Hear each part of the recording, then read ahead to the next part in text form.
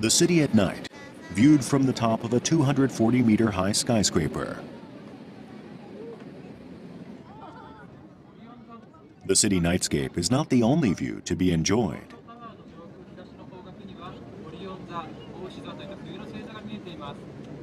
Guides are on hand to explain the stars in the night sky.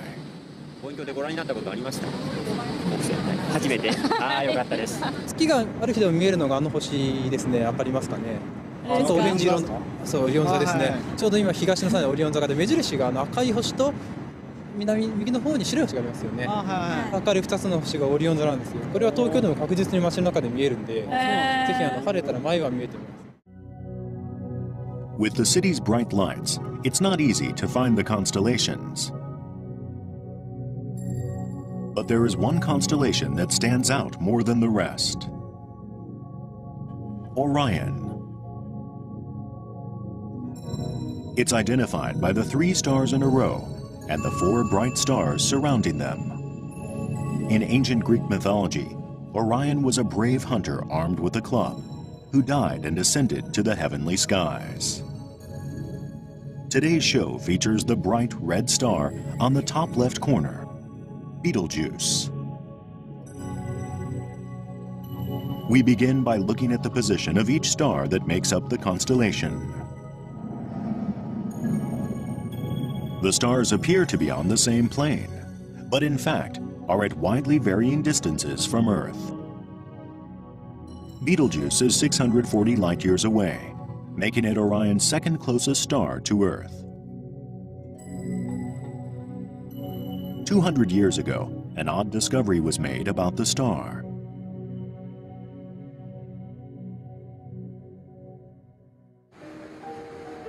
It took place on the Cape of Good Hope, on the southern tip of Africa. The British established an observatory here in the 19th century.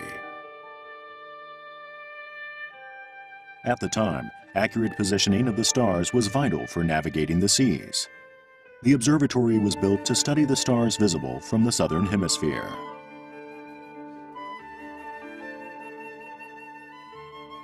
The British astronomer Sir John Herschel was fascinated by the bright Betelgeuse and recorded observations of the star.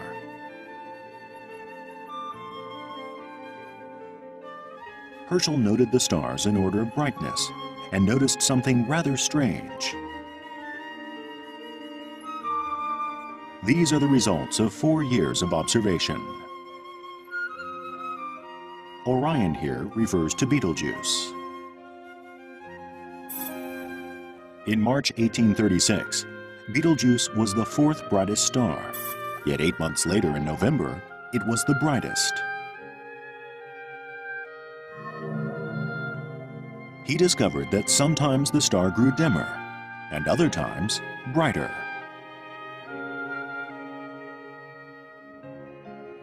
Why did its brightness vary? So began the quest to unravel the mysteries of Betelgeuse.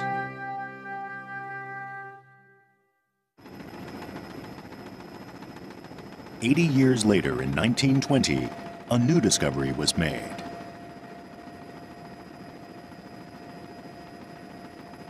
This time, it was at the Mount Wilson Observatory just outside Los Angeles. The physicist, Albert Michelson, thought the varying brightness of Betelgeuse was perhaps caused by changes in its size.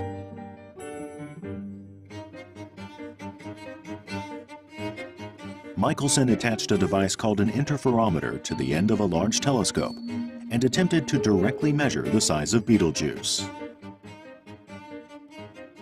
An interferometer uses 2 mirrors to reflect the light from a star and then combines the 2 beams. When the mirrors are close together, stripes known as an interference fringe pattern appear on the star's image. As the gap between the mirrors widen, the stripes gradually fade. The stripes disappear completely when the 2 mirrors are exactly aligned with the outer edges of the star. The distance from Betelgeuse is known, and so it's possible to calculate its diameter from its angular distance at this point. From these observations, Michelson concluded that Betelgeuse was a giant star, 300 times larger than the Sun. But the mystery of its varying brightness remained. It was about 40 years later that the puzzle was solved.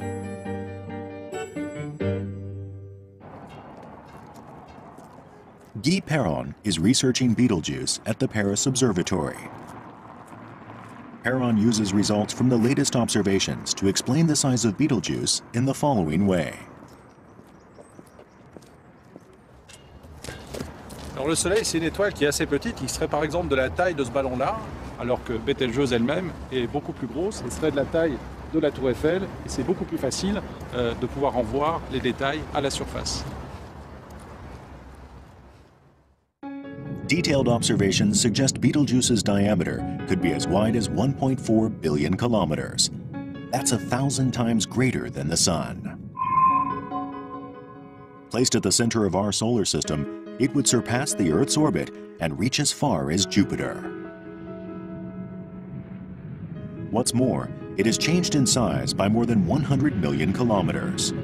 The giant star changes its brightness as it pulsates. In fact, this pulsation foreshadows the star's future fate.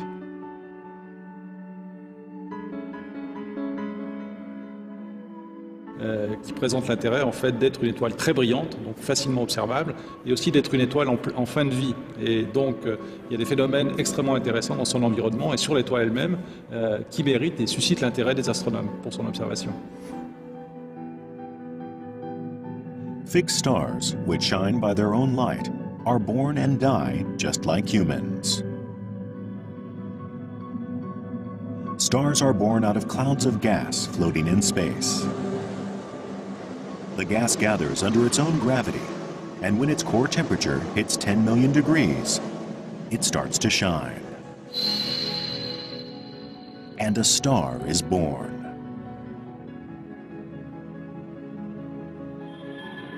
A star spends most of its life shining constantly, in its steady phase. The Sun is presently in this stage. But even the Sun will eventually reach the end of its life and gradually expand, turning red. This is when a star becomes a red giant. With a star like Betelgeuse, whose mass is more than 8 times the Sun, it expands even further as it draws nearer to death and becomes a red supergiant. Parce qu'on sait que sa durée de vie est très limitée. Et que, contrairement au Soleil, par exemple, qui a vécu la moitié de sa vie, Betelgeuse en a probablement vécu 90% ou 95%. Betelgeuse is coming to the end of its life. Scientists around the world are carrying out research to reveal the giant star's true shape.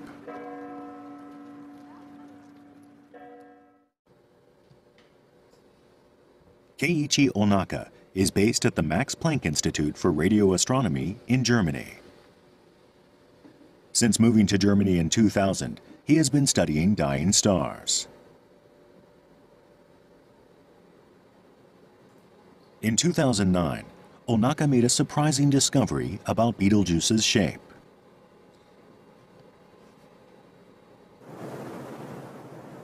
He made his observations at the Paranal Observatory in Chile.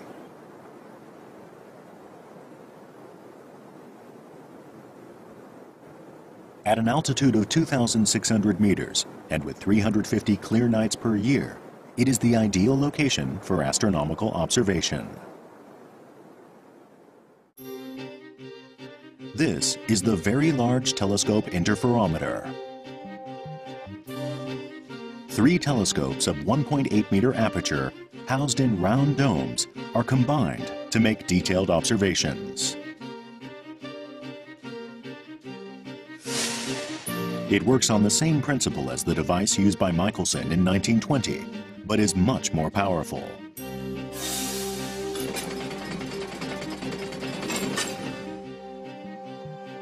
The telescopes can be placed up to 130 meters apart.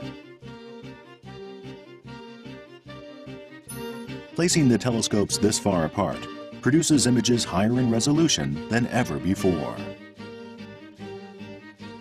The images of Betelgeuse captured by the three telescopes are laid on top of each other. A black vertical stripe appears. This is the interference fringe pattern. この真ん中の列なんですけども、ここのところにですね、この列にはこう縦にこうしましまがあると思うんですね、縦に。でそれがコマごとにちょっと少しずつ動いてるんですけども、これがですね干渉計で観測した時に得られる干渉磁場というやつでして、星のですね大きさとかその形に関する情報っていうのはこの干渉磁場の中に含まれているわけです。What drew Onaka's attention was this part. There is a kink in the black stripe. Further investigation revealed something unexpected. Normally, spherical stars produce symmetrical graphs. In Betelgeuse's case, however, the left side of the graph is significantly raised.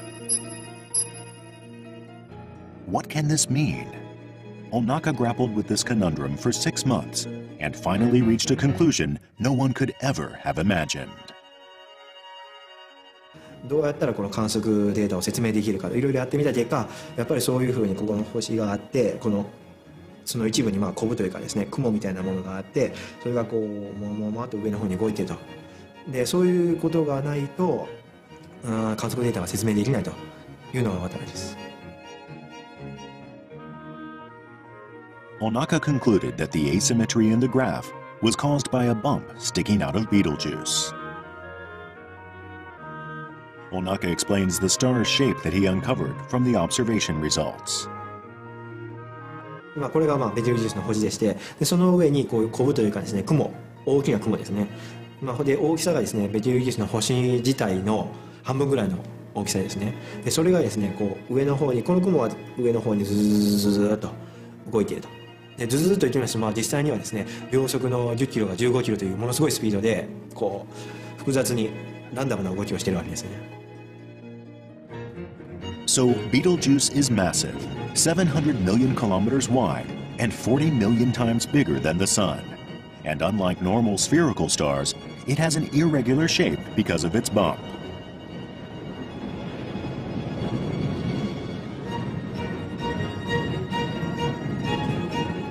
But what caused this huge bump to form?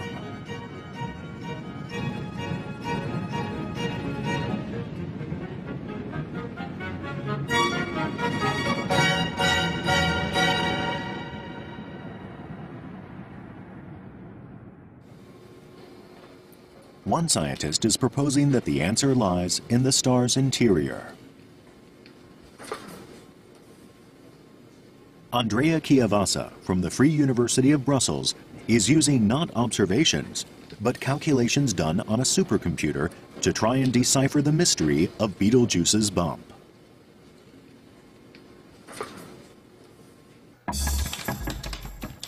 He has calculated how heat travels out from the center of the star and how the gas moves over time.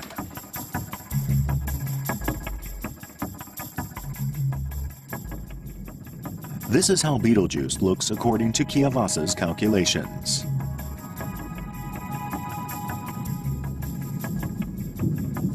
Its surface is covered in patterns 800 million kilometers wide, and here and there, pockets of gas rise and then sink back down.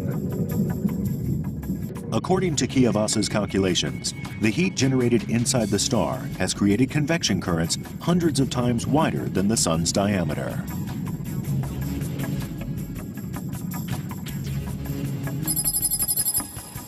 This is an actual image of the Sun's surface. Like Betelgeuse, there are convection currents, but they are 800,000 times smaller.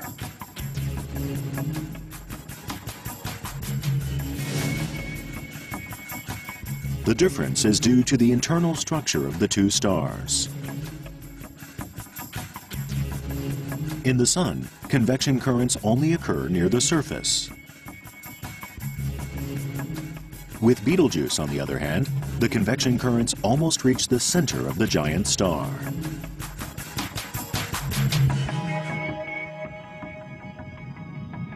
This is why even the convection currents visible on the surface are so large.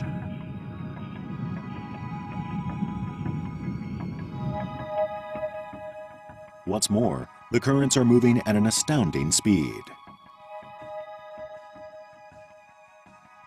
According to Kiyowasa's calculations, Betelgeuse's convection currents are rising at a speed of 30 kilometers per second.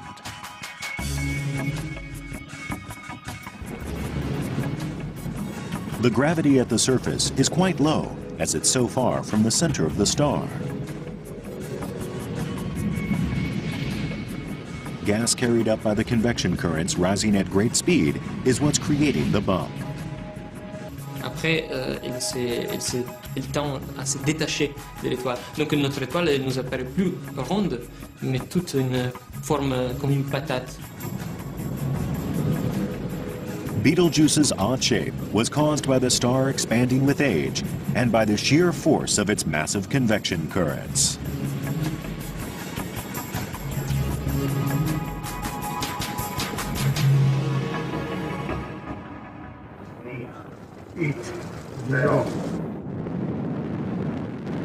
In 2006, Akari, a Japanese infrared astronomy satellite, was launched. Using infrared invisible to the naked eye, it can survey clouds of gas and dust that float in space. These are images of Betelgeuse captured by Akari. Let's combine these 4 images taken with different filters. This reveals a spherical cloud of gas and dust enveloping Betelgeuse. It is 3 light years wide, 20,000 times greater than Betelgeuse's diameter. The huge amount of gas and dust that can be seen here is thought to have been emitted by Betelgeuse.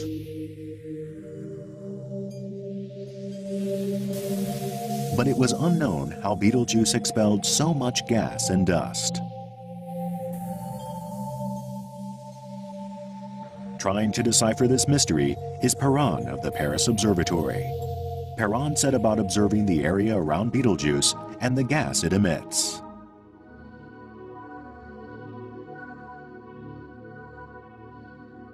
But it's not an easy task to magnify and examine the area surrounding Betelgeuse. This is because there is turbulence in the Earth's atmosphere. When there is turbulence, the image is distorted, making it hard to accurately capture the gas and dust that the star emits.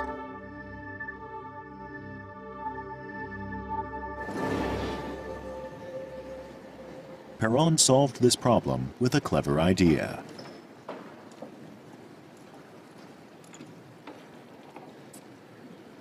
This is a lucky imaging experiment.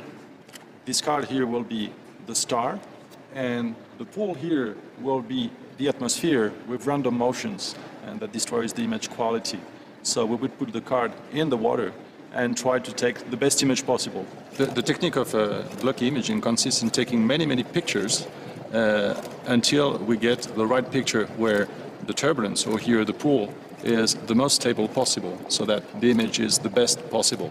And we repeat that for many times during the night. Perron calls the image taken the exact moment there's no turbulence the lucky image. Let's look at the actual photos taken. Continuous shots are taken at a high shutter speed. In every few hundred photos, there is one clear image with no distortion. This is the lucky image that Perron is after.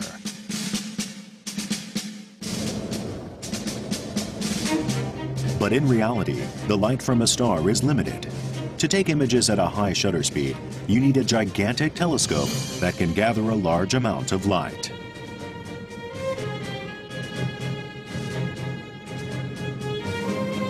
So Perron headed to the Paranal Observatory in Chile.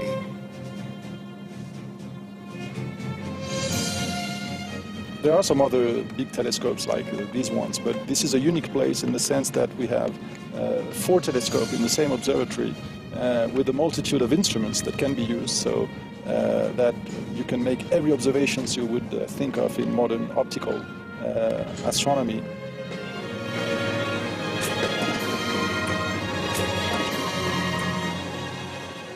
This is the observatory's Very Large Telescope, or VLT for short.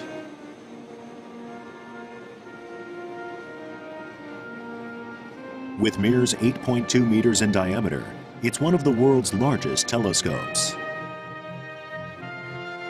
Using this, it's possible to capture at high shutter speeds the faint gas surrounding Betelgeuse.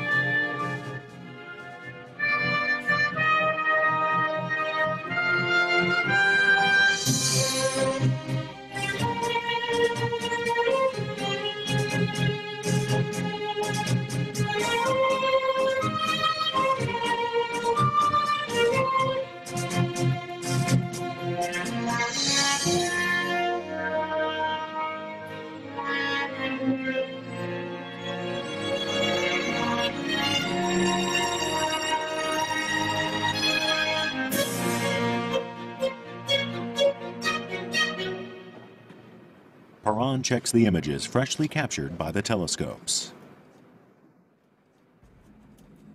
The red star that appears on the screen is Betelgeuse. So what we see here are images of Betelgeuse through turbulence. So this is why they're wobbly, and sometimes they are much sharper than some others, and that's what we call lucky imaging. The star seems to be constantly moving. Is there a lucky image in there somewhere?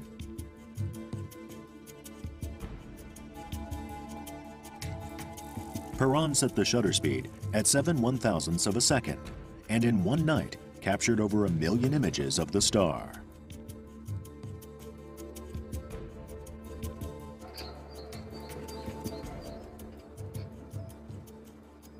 The images were then taken back to the Paris Observatory for analysis.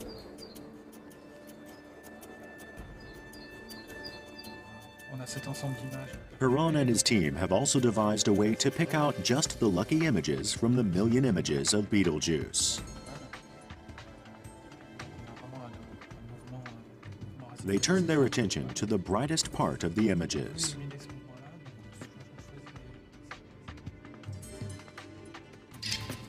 When an image is distorted by the atmosphere, light is scattered and the image is less bright.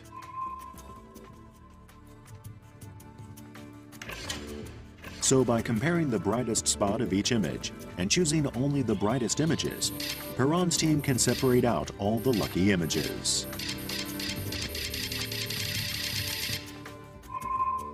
Furthermore, by combining all the lucky images, it's possible to capture even the faintest, smallest detail.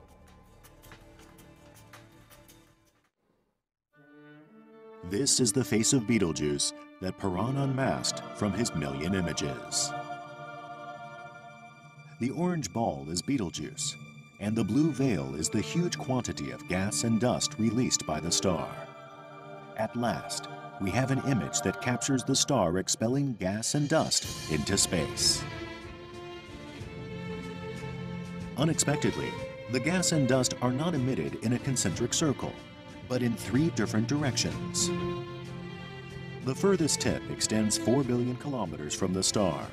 In terms of the solar system, this is about the distance between the Sun and Neptune. The image also revealed that a clump of gas and dust had broken off from the outer edge. This was how Betelgeuse was releasing the high volume of gas and dust that the infrared satellite Akari had captured. Alors c'est la première fois qu'on met en évidence en fait cet environnement-là avec une image d'aussi grande précision. Alors ce que l'on voit là, en fait la première surprise, j'allais dire, c'est que l'étoile est bien ronde, donc ça c'est tout à fait normal, et on s'attendait à avoir un environnement autour de l'étoile qui était également à symétrie sphérique. Et en fait on voit qu'il y a 3 directions privilégiées avec de la lumière ici, là et là. The red giant, with its swelling bump, expels a vast quantity of gas and dust into the space around it.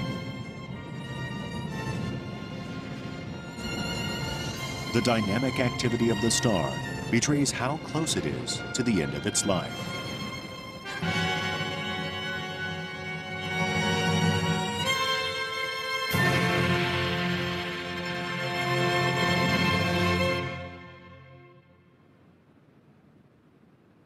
The death of Betelgeuse is drawing ever closer. What will happen when it dies? Hans Thomas Janke has spent 25 years researching the final years of a star at Germany's Max Planck Institute for Astrophysics. Ja, Mittwoch wäre auf jeden Fall günstiger, ja. Janke uses an experiment to simulate the death of a star. We'll do a little experiment of how a supernova works, how we think a supernova works. Small container, which I will fill, and then we put some water in, and see what happens is, of course, that there's sparkling bubbles coming and gases, and then we'll see how it evolves. There's pressure building up, and in the end we will see whether the lid stays on this container or not. So we see this is the way how we think explosions work. Janke believes Betelgeuse will also be unable to withstand the immense pressure and will finally explode.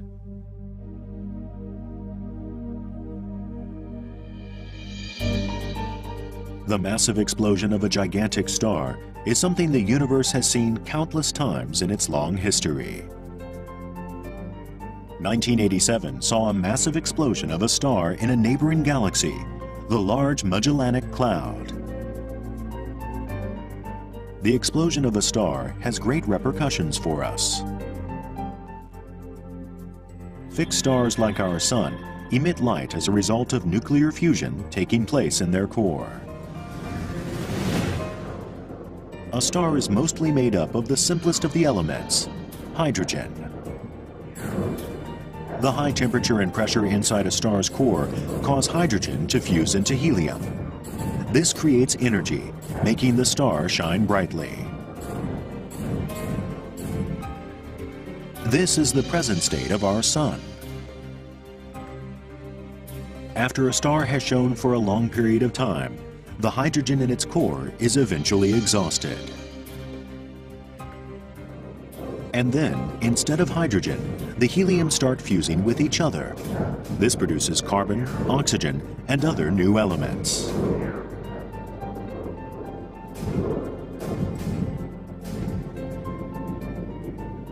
The core temperature rises, and the star begins to expand. And so begins its transformation into a red giant like Betelgeuse. Finally, when iron is created, the nuclear fusion stops. The star can no longer support its own mass and starts to rapidly collapse.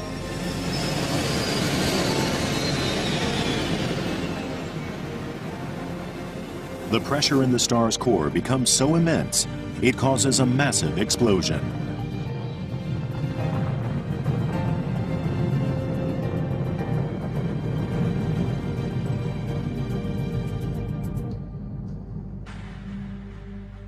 When the shock wave moves out of the surface of the star, we call the phenomenon the supernova event, as observers see it and as we can see it as a spectacularly bright celestial phenomenon.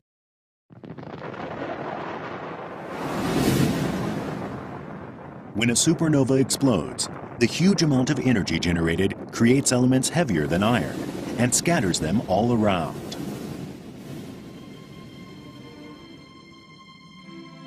The elements created by the star float about in space. Over a long period of time, elements gradually gather together once more. And out of these, planets like Earth are born. And furthermore, life in its various forms. It's all thanks to the explosion of a dying star that we are here today. Les étoiles, c'est des usines à atomes. Hein. Donc elles produisent du gaz, elles produisent de la poussière. Ici, par exemple, voilà, ça c'est de la matière qui a été faite dans ces étoiles, ou vous, ou moi. Voilà. On est tous faits, on est tous les enfants de ces étoiles-là. This is Cassiopeia A, the remnant of a massive star that exploded as a supernova. It's possible to make out the various elements produced by the star. The red is iron, and the green is silicon.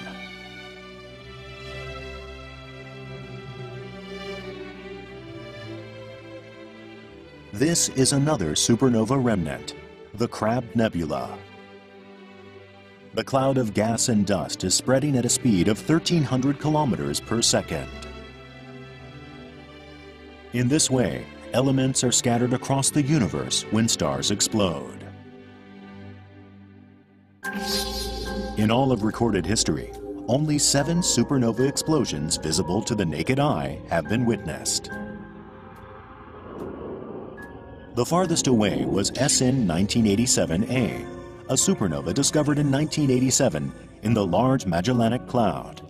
It is 160,000 light-years away. The Crab Nebula is the closest to us, but it's still 6,500 light-years from Earth. In comparison, Betelgeuse is a mere 640 light-years away. If Betelgeuse becomes a supernova, it would be the closest explosion we have ever faced.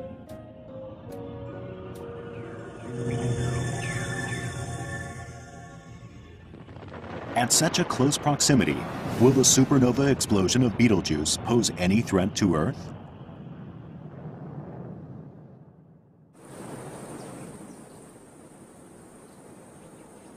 Clues to help us answer this question can be found in Argentina.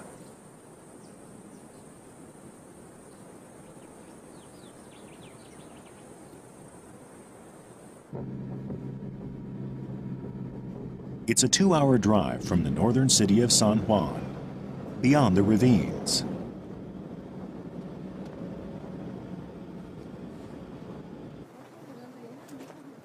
Geologists from the National University of Cordoba in Cordoba province guide us to the site.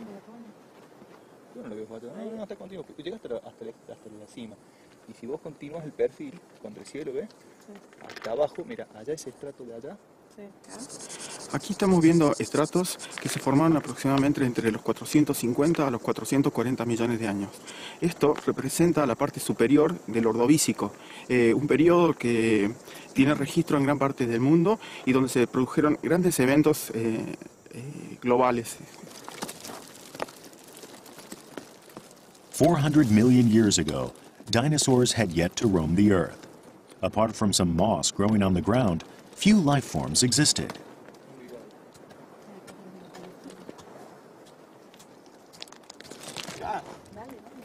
Vakari has found something. Wow. Mira, Juan. It is a fossil of a trilobite.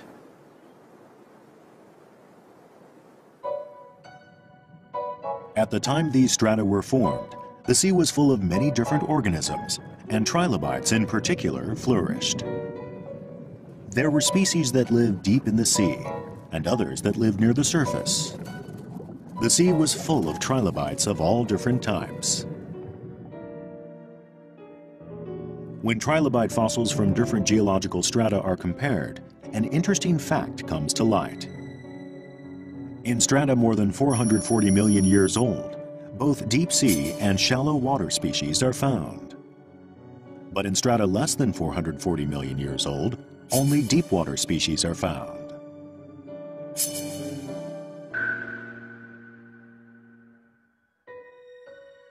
Esta extinción así tan particular es realmente misteriosa porque, insisto, es como, ¿por qué ser tan selectivo? ¿Por qué solamente tiene que haber pasado que incidiera y produjera, digamos, una extinción masiva de los grupos de trilobites que vivían en la columna de agua? One scientist believes that a supernova explosion caused the extinction of the shallow water trilobites.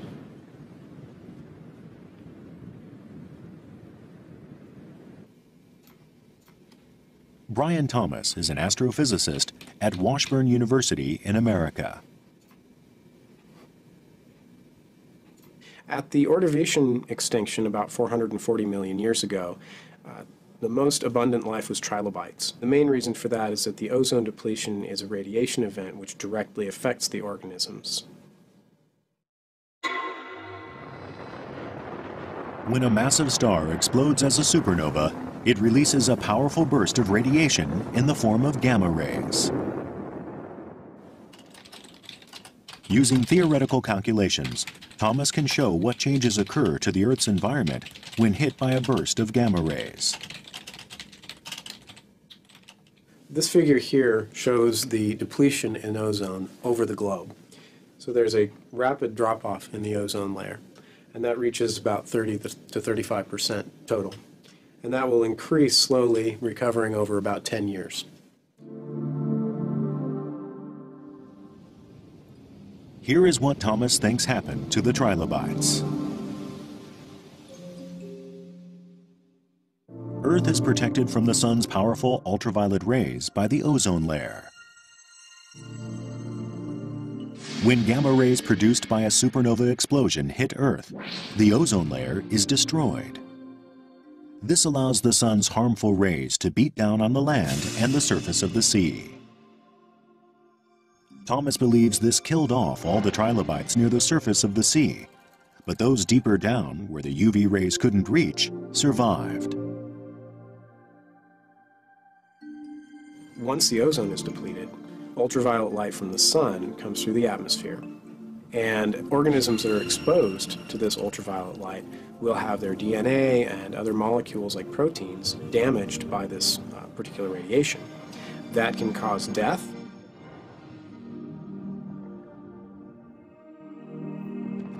Thomas argues that the death of a gigantic star had huge repercussions on life on Earth in ancient times.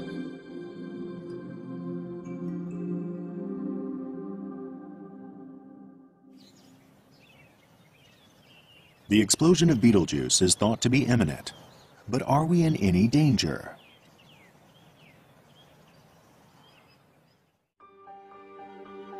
Past research has shown that when a star dies, powerful gamma rays are released at an angle of less than 2 degrees from the axis of rotation.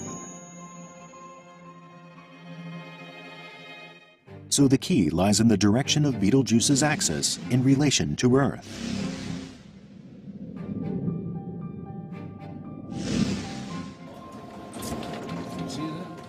Observations were carried out to measure Betelgeuse's rotational axis.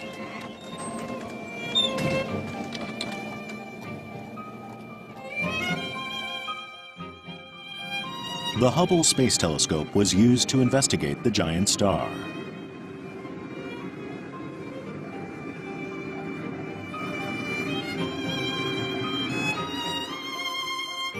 It measured the speed at which certain points on the star's surface were moving.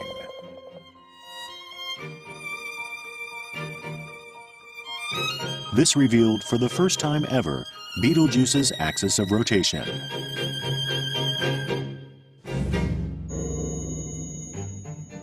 The star's axis misses Earth by 20 degrees.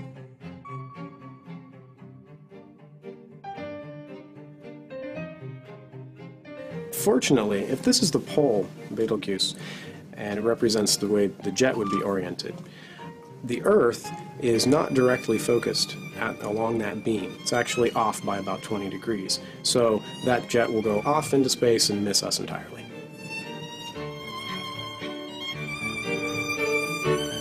When Betelgeuse explodes, it looks like Earth will be safe from harm.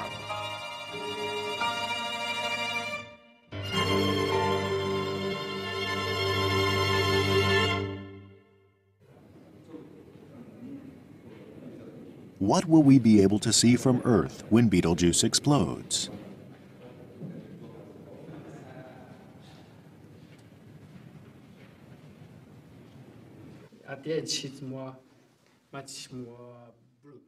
Kenichi Nomoto's team at the University of Tokyo has used theory-based calculations to scientifically show how Betelgeuse will change in color, temperature, and shape when it explodes. Here is a simulation of the results.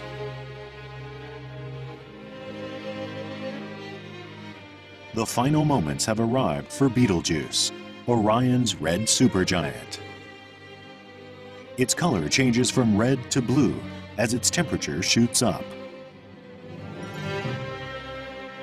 1 hour later, Betelgeuse burns more brightly than any other star, and no one can fail to notice this change. 3 hours after the explosion, the star's brightness intensifies until it is around 100 times brighter than the full moon.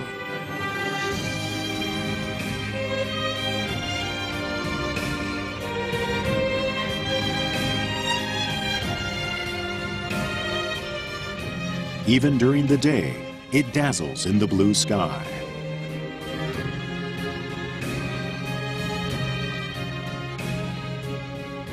It is predicted this brightness will continue for 3 months.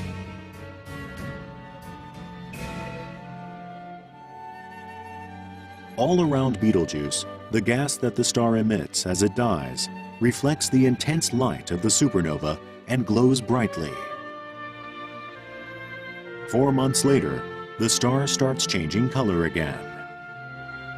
As the temperature falls, it changes from blue to orange.